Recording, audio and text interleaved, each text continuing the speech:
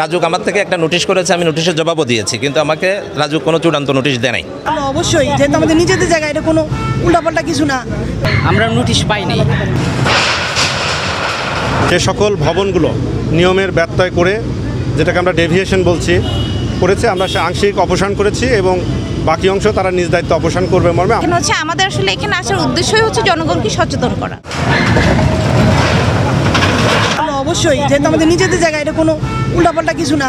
যে কোনো সময় যে কোনো কিছু করা যেতে পারে, তবে ওই নির্দেশনাটা আমাদের কানে আসেনি, আমাদের চোখে আসেনি, আমাদের দেখার দৃষ্টিগোচর হয়নি।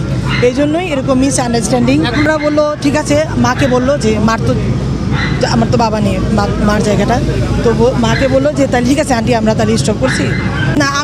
আমি পক্ষ থেকে মনে করছি যে এটা তো যে নেওয়া উচিত, পারমিশন নিয়েই করা উচিত। কিন্তু যেহেতু আমাদের আরও দোকান আছে এইখানে আমাদের এলাকার মধ্যে, যেখানে আমাদের একটা আবাসিক এলাকা, আমাদের সুবিধা হয় সবার, তো সবাই এটা চায় যে হোক।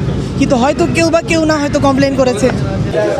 আমি অন্যরা যেভাবে বিল্ডিং করে আমি ওভাবেই বিল্ডিং করেছি। আর 10টা বিল্ডিং যেভাবে হয়েছে আপনি এলাকায় দেখেন বা অন্য জায়গায় দেখেন, অন্যরা যেভাবে করে সেভাবে আমি করেছি। এই পাশে যদি দেখেন, এই পাশে বিল্ডিংগুলো 4 ফিট সেরেছে, আমি 5 ফিট সেরে বিল্ডিং করেছি, ঠিক আছে?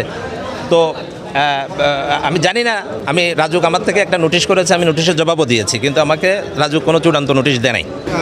আমি জানি না এটা নিয়ম কি না, চূড়ান্ত নোটিশ দেয় নাই, কারণ আমরা এখানে 3.5 বছর বসবাস করি এই বিল্ডিংয়ে। হ্যাঁ, এখন আমি জানি না, অন্যরা যেভাবে বিল্ডিং করে আমি ওভাবে বিল্ডিং করেছি। মানে এখানে সামনের অংশটা ওনারা ভাঙবে বলতেছে। আমরা আজকে মোবাইল কোর্ট অভিযান আমাদের ঢাকা, রমনা এবং মালিবাগ এই এলাকাতে সকাল থেকে অভিযান পরিচালিত হচ্ছে।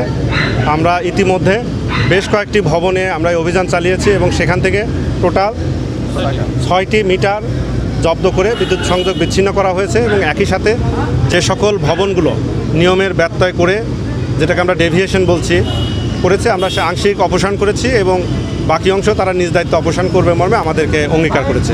আর এখানে আমরা যেটা রমনাই এলাকাতে আমরা এখন যেখানে দাঁড়িয়ে আছি, এটি একটা আবাসিক এরিয়া। এই আবাসিক একটা প্লটে আমাদের কাছে অভিযোগ ছিল এবং আমরা সরজমিনে এসেও সেটা পেয়েছি যে এখানে তারা কমার্শিয়াল অ্যাক্টিভিটিস করার উদ্দেশ্যে দোকানপাট নির্মাণ করছিল। এর আগে আমাদের অথরাইজ অফিসার এবং ইন্সপেক্টর এসে তাদেরকে জানিয়েছে এবং শুরুতে কাজ যখন শুরুর অবস্থায় ছিল তখনই আমরা নিষেধ করেছি, বাট তারা সেটা অবজ্ঞা করে, অবহেলা করে কাজ চলমান রাখায় আমরা আজকে এসে সেটি আংশিক অপসারণ করেছি। আসলে এখানে আমি বলবো যে জনগণ একটু সচেতন হতে হবে যে আমরা যদি নকশা অনুযায়ী ভবনটা না করে এসেছি, সেক্ষেত্রে আমাদের যে ইন ফিউচার কী সমস্যা হতে পারে।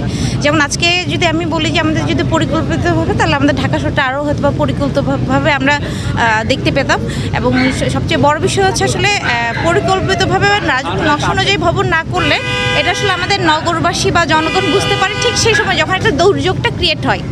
যখন দুর্যোগটা ক্রিয়েট হবে তখন কিন্তু সেই ভবনে যে থাকবেন সেই কিন্তু এটার জন্য সাফার করবেন। এখানে হচ্ছে আমাদের আসলে এখানে আসার উদ্দেশ্যই হচ্ছে জনগণকে সচেতন করা।